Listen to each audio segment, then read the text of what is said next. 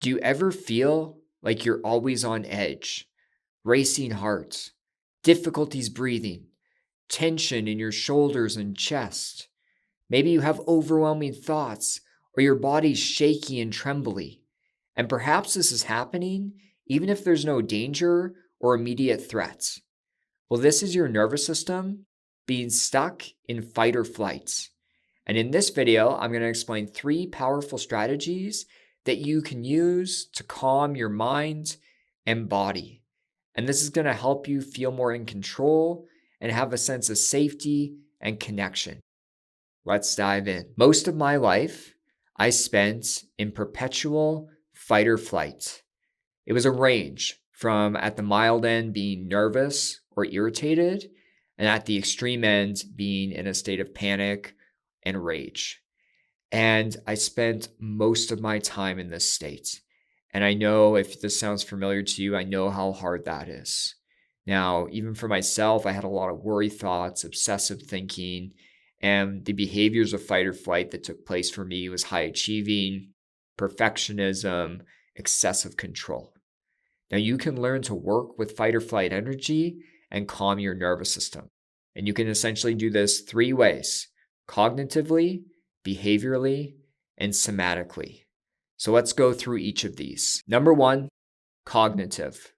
For a lot of people that are stuck in fight or flight, they have excessive self-critical thoughts, worry thoughts, fear thoughts, obsessive thinking, flight of ideas. I've had all of this. And with the cognitive techniques, what we're doing is this is a top-down approach. We are changing our thought patterns and our belief systems. And in turn, this can calm your nervous system and help you exit fight or flight. Now, what you want to do with cognitive strategies is learn to consistently give yourself safer, more balanced ways of thinking. Don't make them extremely positive. Don't lie to yourself. Your brain's going to know you're lying. That's not going to help. You want safer, more balanced ways of thinking. I'll give you an example from my life. So every summer, around August, around this time, I start to panic a bit because as a therapist, your slowest season is probably July and August, which I don't blame my clients for. They're out enjoying the summer. They're enjoying themselves. They are in the sun. They maybe have some time off. They don't need therapy as much. But every summer, when client numbers are down at my clinic around this time, I start to get a little worried. I can hear the chatter in the back of my mind. What if your clinic closes down? What if it doesn't pick back up in the fall? What if this is the end? So it can get really catastrophic and really scary in my mind. And then this summer, or even right now, I give myself more safer, balanced ways of thinking. I remind myself, okay, your clinic's been around for a number of years. It slows down every summer, and it always picks back up in the fall. So you have evidence that this is going to be completely okay.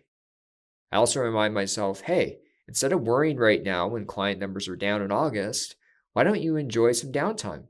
Why don't you enjoy yourself? Maybe do more of your hobbies that you like. So again, I'm not lying to myself. I'm just giving myself safer, balanced ways of thinking. Now, with safer thoughts, you also want to do this with the fight or flight energy and your thoughts about the sensations. So a lot of people, when they experience anxiety or high anger, they get really scared of the sensations. They think they're permanent. They think they're never going to go away. They think they're really dangerous and that they're not going to be able to survive this. These are common ways of thinking that a lot of people have.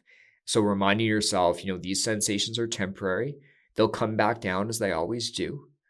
By doing some of this healing work, I can learn to work with fight or flight energy better. And over time, this will subside.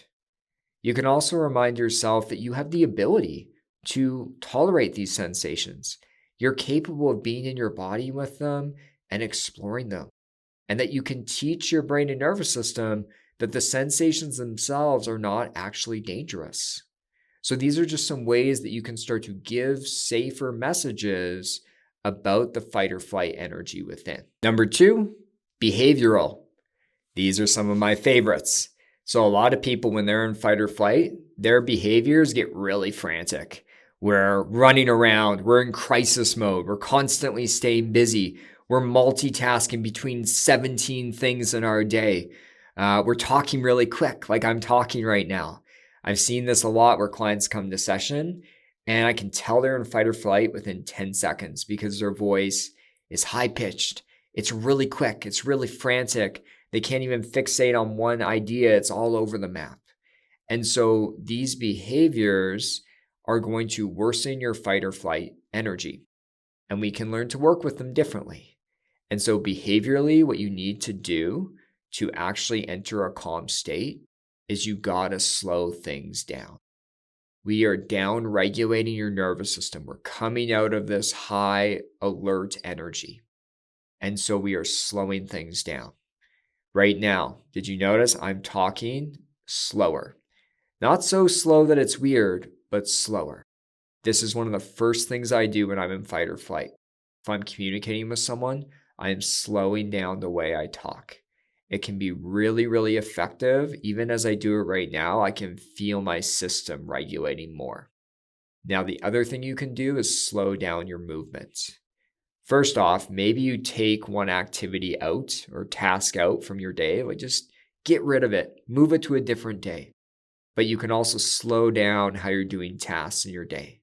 So maybe you're washing dishes, but could you wash dishes 20% slower? Could you work on this work task, but could you work on it 20% slower? This is a great example of like behaviorally how we can slow down our movements and how we're living our life. Some slow movement can really be really helpful here, such as going for a really slow walk. So a lot of times when people get in fight or flight, they start to pace back and forth. You can still walk, but could you walk as slow as you can across your room and then back? And even doing that for 5 minutes is going to down-regulate your system. Number 3, somatic. I love somatic techniques. I think they are so effective. I think if you're not doing them, you really need to start doing them. In my digital course, the Somatic Safety Method, we even named it that. And we offer somatic techniques for fight or flight energy, for freeze energy, and for chronic pain and chronic symptoms. Now, somatic work, what this means is you're focused in on your body. A lot of times when we go in fight or flight, we get lost in our mind. We're like locked in, lost in our minds, and lost in all the scary thoughts that are happening. But instead of focusing on what's going up in your mind, could you shift your focus to your body?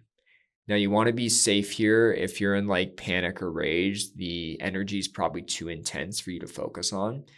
But when it's more mild to moderate, can you drop in and can you explore the sensations of anxiety? Could you just explore them in detail? Really get to know them. We know when we're feeling anxious or angry that it's overwhelming, but have you really gotten to know the sensations? Could you notice all the subtleties?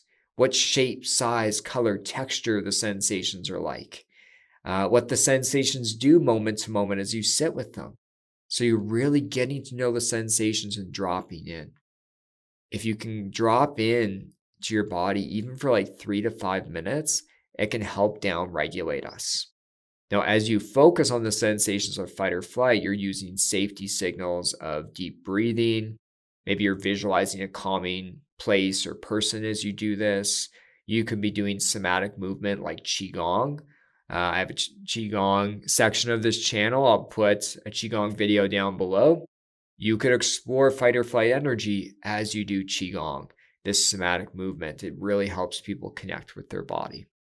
I also explain a lot of tapping and massage, somatic tapping and massage that can be helpful. And all these techniques, it's not to make the fight or flight energy go away.